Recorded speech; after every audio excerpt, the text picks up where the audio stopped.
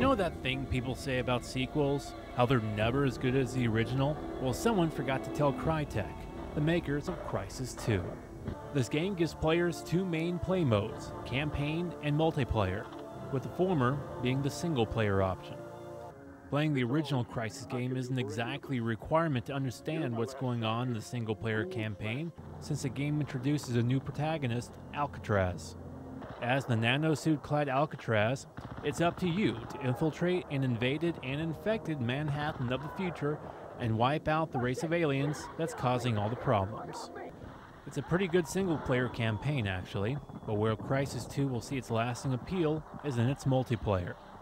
This is where the game's real action is, as players will find it easy to hop into a match after only a few presses on the gamepad, choosing a class along the way. Only one class is available at start, but more open up as you gain experience. And players don't need to worry about having their heads blown off by a player with far more experience and skill than they, because the game has a special player lounge for beginners, novices, and the like. Another thing worth mentioning about the game is that players should love the control scheme.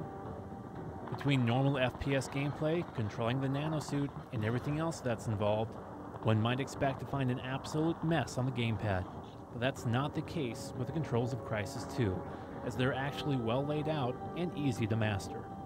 Looks like Lady Liberty took some heavy fire! Visually, Crysis 2 is stunning.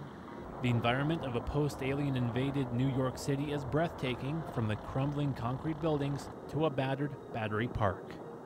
The details are definitely there, and gamers who have actually been to Manhattan will see some familiar, albeit destroyed, sights.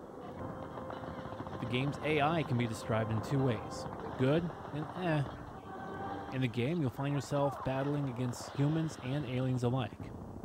The humans are blessed with a good AI, barking out commands to one another, and practicing in duck and cover tactics. The aliens? Eh.